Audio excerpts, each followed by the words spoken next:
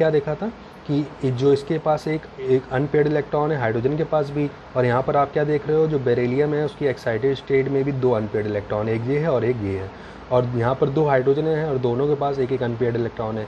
तो एक S orbital का इलेक्ट्रॉन इसके साथ कंबाइन कर जाएगा बेरिलियम की एस ऑर्बिटल के साथ, और एक इसके साथ कंबाइन कर जाएगा इसकी पी ऑर्बिटल के साथ। तो एक हाइड्रोजन एस के साथ कंबाइन करा और एक इसके साथ पी के साथ। इसका मतलब एक इलेक्ट्रॉन एस में कंबाइन करा, एक इलेक्ट्रॉन पी के साथ। तो ये दोनों आपस में मिक्स हो गए, और मिक्स करा किसके साथ, एक एस के साथ और एक पी के साथ। इसका मतलब हाइब्रिडाइजेशन क्या हो जाएगा बेटा, sp हाइब्रिडाइजेशन हो जाएगा। ठीक है, फिर हम ज्योमेट्री की बात करें तो हमें मालूम है बेरिलियम के आउटरमोस्ट शेल में कितने इलेक्ट्रॉन थे, 2 इलेक्ट्रॉन। ये हमने 2 इलेक्ट्रॉन यहाँ पर लिख लिए है। ठीक है, और हाइड्रोजन के भी आउटरमोस्ट शेल में कितने इलेक्ट्रॉन थे, 1 इलेक्ट्रॉन। तो ये इलेक्ट्रॉन है, तो ये हाइड्रोजन का 1 इलेक्ट्रॉन देखो ये कंबाइन करा इसके साथ, और 1 इलेक्ट्रॉन बेरिलियम का हाइड्रोजन के साथ कंबाइन करा, वही चीज़ तो है यहाँ पर।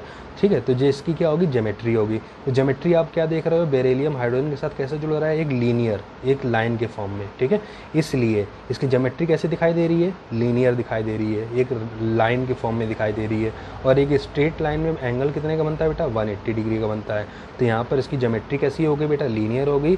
बॉन्ड एंगल कितने का हो गया, 180 डिग्री का हो गया। ठीक है, अगर हम बात करें यहाँ बॉन्ड पेयर कितने हैं, तो बॉन्ड पेयर यहाँ पे क्या देख रहे हो, एक बॉन्ड पेयर ये है क्योंकि 2 इलेक्ट्रॉन पार्टिसिपेट कर रहे हैं, एक बॉन्ड पेयर ये है। तो बॉन्ड पेयर कितने होंगे, 2 बॉन्ड पेयर। तो जैसा कि हमने बताया था, अगर नंबर ऑफ ऑर्बिटल 2 पार्टिसिपेट कर रहे हैं या 2 बॉन्ड पेयर हैं, ठीक है, तो उसकी ज्योमेट्री कैसी होगी, लीनियर होगी। बॉन्ड एंगल कितने का, 180 डिग्री होगा, और साथ ही हाइब्रिडाइजेशन क्या होगा, sp होगा। तो आप ज्योमेट्री से भी पता कर सकते हैं। अगर हम बात करें नॉन बॉन्डेड इलेक्ट्रॉन पेयर, मतलब ऐसा कोई इलेक्ट्रॉन है बेरिलियम के साथ जो बॉन्ड ना बना रहा हो, तो हमने क्या देखा, बेरिलियम का आउटरमोस्ट शेल में 2 इलेक्ट्रॉन थे, दोनों ही बॉन्ड बना लिया। क्या कोई ऐसा इलेक्ट्रॉन बचा, नहीं बचा। इसका मतलब नॉन बॉन्डेड इलेक्ट्रॉन पेयर कितने हो गए, 0। तो ये था बेटा आपका sp हाइब्रिडाइजेशन। क्या था आपका, sp हाइब्रिडाइजेशन। अब हम क्या बात करेंगे बेटा, sp2 हाइब्रिडाइजेशन। देखो हमने sp2 हाइब्रिडाइजेशन की डिफिनेशन नहीं लिखी, क्यों नहीं लिखी, आप यहीं से बना सकते हैं। कैसे बना सकते हैं, यहाँ पर sp था तो एक s ऑर्बिटल और एक p ऑर्बिटल कंबाइन कर रहा है। ठीक है, यहाँ पर क्या दिख रहा है आपको, sp2 क्या दिख रहा है, sp2 मतलब एक s ऑर्बिटल कंबाइन करेगा और 2 p ऑर्बिटल। तो ये ध्यान देने वाली बात ये है बेटा, यहाँ पर आप 2 नंबर में नहीं लिखेंगे, किस में लिखेंगे, वर्ड में लिखेंगे। ठीक है, TWO में। अगर आप ऐसे लिख देते हो 2p, इसका मतलब कौन सा ऑर्बिटल कंबाइन कर सकता है, सिर्फ 2p ऑर्बिटल कंबाइन कर रहा है, और कोई दूसरी ऑर्बिटल कंबाइन नहीं करेगी। तो आप इस तरह से नहीं लिखेंगे, किस तरह से लिखेंगे, TWO2। तो यहाँ पर इसकी डिफिनेशन आपको खुद लिखनी है। कैसे लिखेंगे, the combination of 1 s orbital and p कितनी है, 2 है, तो TWO 2p ऑर्बिटल। ठीक है, टू फॉर्म 2sp, क्योंकि यहाँ पर 2 ऑर्बिटल जुड़ रही थी, 2 बन रही थी, यहाँ पर कितनी जुड़ रही हैं, 3 जुड़ रही हैं। तो 3sp2 hybrid orbital is called as sp2 hybridization. देखो सेम डिफिनेशन है, the combination of 1s and 2p atomic orbital to form 3sp2 hybrid orbital is called sp2 hybridization. ठीक है, सेम डिफिनेशन है, आपको खुद लिखना होगा, इसकी डिफिनेशन हम नहीं लिखाएंगे। ठीक है, तो इसमें एग्जांपल क्या क्या थे आपके बेटा, जैसे BH3 था, BF3 था, BCl3 था। तो यहाँ पर हमने एक एग्जांपल ले लिया, किसका ले लिया, BH3 का ले लिया। तो जैसे कि जानते हैं बोरान का एटॉमिक नंबर कितना होता है, 5। तो 1s2 2s2 2p 1। ठीक है, तो हम लोग जानते हैं कि जो बॉन्ड फॉर्मेशन होता है वो आउटर मोस्ट सेल के इलेक्ट्रॉनों द्वारा होता है। तो आउटर मोस्ट सेल आपकी जो होगी ना सेकंड वाली, तो सेकंड में आपके 2 इलेक्ट्रॉन किस में है, s में, और 1 इलेक्ट्रॉन किस में है, p में। तो ग्राउंड स्टेट में हमने क्या देखा, यहाँ पर 2s लिख लिया, यहाँ पर 2p लिख लिया। तो 2s में इलेक्ट्रॉन कितने थे, 2 थे, p में कितने थे, 1 थे, तो 1 इलेक्ट्रॉन भर लिया। फिर हमने क्या बताया, एक्साइटेड स्टेट में क्या होता है, यानी जब हम बाहर से एनर्जी सप्लाई करते हैं तो ग्राउंड स्टेट से 1 इलेक्ट्रॉन निकल कहाँ चला जाता है, आउटर मोस्ट सेल में। तो 1 इलेक्ट्रॉन किससे निकला, 2s से निकला, और कहाँ चला गया बेटा, वो 2p में चला गया। ठीक है, तो ऐसा होने पर आपने क्या देखा कि जो बोरान था उसके पास कितने अनपेयर्ड इलेक्ट्रॉन हो गए, उसके पास 3 अनपेयर्ड इलेक्ट्रॉन हो गए, एक s में और किस में, 2p में है। फिर आप जानते हैं हाइड्रोजन के पास 1 अनपेयर्ड इलेक्ट्रॉन होता है, क्योंकि उसका इलेक्ट्रॉनिक कॉन्फ़िगरेशन क्या होता है, 1s1। ऐसे ही इसके पास कितने हाइड्रोजन है, 3 हाइड्रोजन है, मतलब 3 अनपेयर्ड इलेक्ट्रॉन हाइड्रोजन के पास है।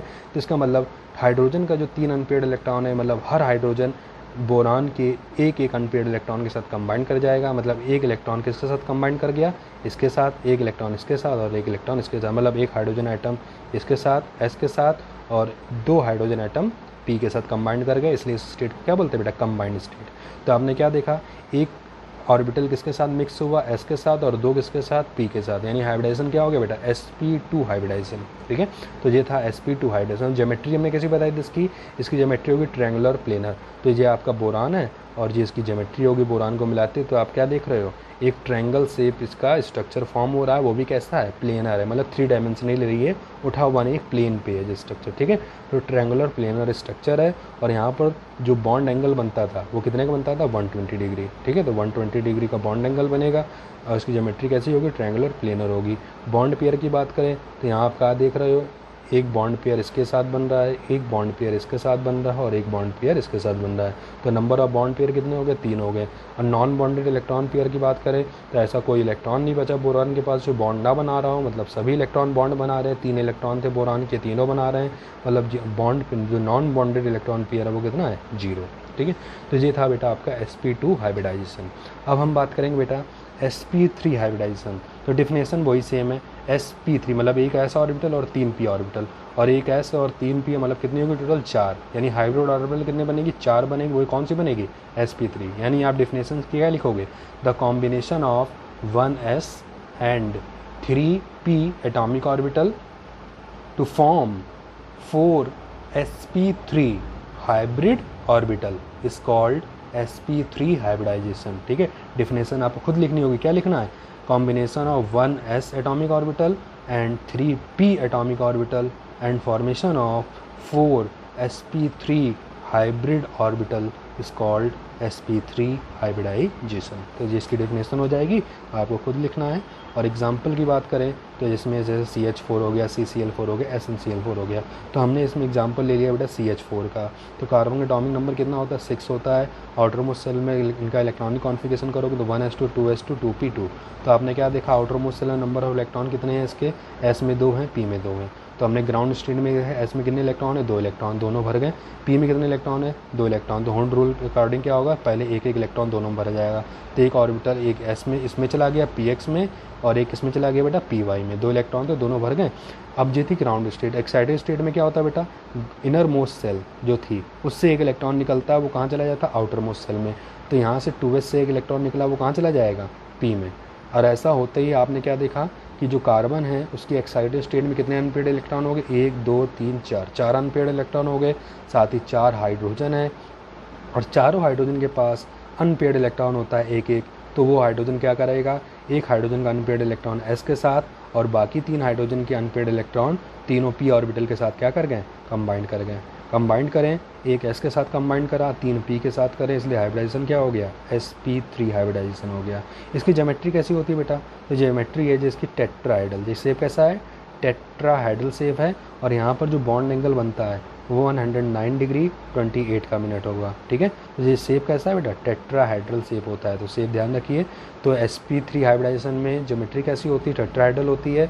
बॉन्ड एंगल कितना होता है, 109 डिग्री 28 मिनट होता है। अगर हम बात करें यहाँ पर बॉन्ड पेयर की, तो आप क्या देख रहे हो, एक हाइड्रोजन के साथ ये बॉन्ड पेयर बन रहा है, एक ये बॉन्ड पेयर बन रहा है, एक ये बॉन्ड पेयर बन रहा है और एक ये बॉन्ड पेयर बन रहा है। तो 1 2 3 4, तो नंबर ऑफ बॉन्ड पेयर कितने हो गए, 4 हो गए। क्या कार्बन के पास कोई ऐसा इलेक्ट्रॉन बचा आउटर मोस्ट सेल में जो बॉन्ड फॉर्मेशन ना कर रहा हो, नहीं, सभी कर रहे हैं। 4 इलेक्ट्रॉन थे आउटर मोस्ट सेल में, चारों इलेक्ट्रॉन ने बॉन्ड कर लिया, कोई भी अनपेयर्ड इलेक्ट्रॉन नहीं बचा। ठीक है, इसका मतलब जो नॉन बॉन्डेड इलेक्ट्रॉन पेयर होंगे वो कितने हैं, 0 हैं। तो ये था बेटा आपका आज का sp sp2 sp3 हाइब्रिडाइजेशन, और हाइब्रिडाइजेशन क्या होती है और उसकी टेबल। ठीक है, तो देखो sp की हमने डिफिनेशन लिखा ली है, sp2 और sp3 की आपको खुद लिखनी होगी। बेसिकली आपसे अभी जो टॉपिक है वो इसमें आपके ये तीनों ही पूछे जाते हैं, sp sp3 और sp2 हाइब्रिडाइजेशन के बारे में। देखो ज्योमेट्री, बॉन्ड एंगल, ये आपको थोड़ा ध्यान रखना होगा। बाकी आप एग्जाम्पल जब इसको देखोगे करोगे तो आपको समझ में आएगा, और ये चीज़ तभी समझ में आएगी जब आपको इलेक्ट्रॉनिक कॉन्फ़िगरेशन करने को आता है, जो कि हमने आपको सेकंड चैप्टर में पढ़ा चुके हैं। ठीक है, तो इस चीज़ को समझने के लिए आपको प्रीवियस टॉपिक आने चाहिए, जैसा कि हमने आपको बताए हैं। अगर वो नहीं आते हैं तो ये भी नहीं आएंगे। तो पहले अगर दिक्कत है तो प्रीवियस टॉपिक देखिए, फिर इसके बाद समझिए। तो ये था आपका हाइब्रिडाइजेशन। अब बाकी के जो हाइब्रिडाइजेशन है बेटा 3 बचे हैं, उनको हम लोग देखेंगे नेक्स्ट वीडियो में। ठीक है, तो आज के लिए इतना ही।